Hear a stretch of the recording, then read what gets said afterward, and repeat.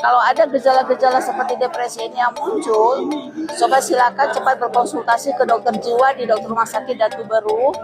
Dari hari Senin sampai hari Sabtu kami selalu ada di sana. Saya dari PDS KJI, kebetulan saya adalah ketua PDS KJI cabang Aceh.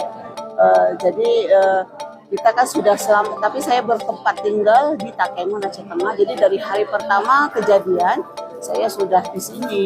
Jadi saya sudah menangani di daerah-daerah yang terdampak sangat luas, yaitu seperti Mendale, dan saya sudah ke sana. Dan pada saat itu yang minggu pertama saya sudah menyusuri, di situ terdapat beberapa korban yang terdampak dengan reaksi stres akut. Jadi kita sudah konseling di situ beberapa pasien, beberapa yang terdampak kita anjurkan untuk rumah sakit, dan situ sudah kita tangani di rumah sakit. Pada yang berat, kasus yang berat, kita berikan obat-obatan. Kemudian beberapa hari kemudian saya survei ulang, mereka sudah membaik dan sudah berani untuk pulang ke rumahnya masing-masing. Kemudian kita juga susuri. Sekarang ini bekerja sama dengan IDI, juga dengan PAKI, kita susuri juga. Ini apalagi masuk fase tahap ini udah ke minggu kedua, mungkin mereka sudah masuk ke depresi ya.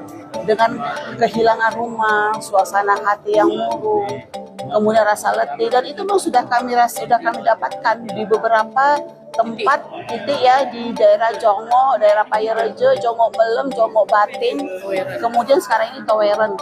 Kemarin kita jumpakan ada juga kasus-kasus yang sudah terdampak ke depresi. Itu untuk masyarakat misalnya sudah rasakan rasa sedih yang berkepanjangan, perasaan letih, perasaan hilang semangat, harga diri tak berharga, pesimis bahwa masa depan sudah tidak ada lagi. Dan yang paling sering dijumpai pada pasien-pasien ini adalah gangguan-gangguan tidur.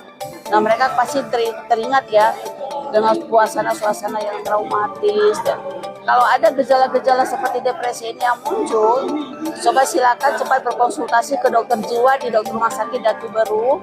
Dari hari Senin sampai hari Sabtu kami selalu ada di sana. Obat-obatan juga tersedia di rumah sakit Datu Beru, dan biasanya pada yang korban-korban tidak memiliki KTP tetap terlayani, karena kan KTP sudah tidak ada lagi ya, sudah hilang hanyut. Depresi itu ada tingkatan ya, depresi ringan, depresi sedang, dan depresi berat.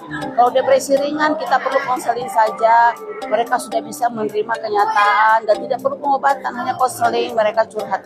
Kalau depresi sedang itu sudah mulai terganggu ya, masalah tentang aktivitas, kerja, kemudian sosial, dan kadang sudah mulai ya tidak bisa bekerja lagi, maksudnya kerja pun dipaksakan dan sudah tidak mau berkawan, tidak mau lagi bersosialisasi. Dan ini mulai kita berikan pengobatan. Pada yang tingkat yang lebih berat, yang lebih lanjut, bisa berubah menjadi yang tidak mampu di segala bidang, ataukah sudah muncul gejala-gejala psikotik. Gejala-gejala psikotik itu adalah gangguan kejiwaan yang lebih berat.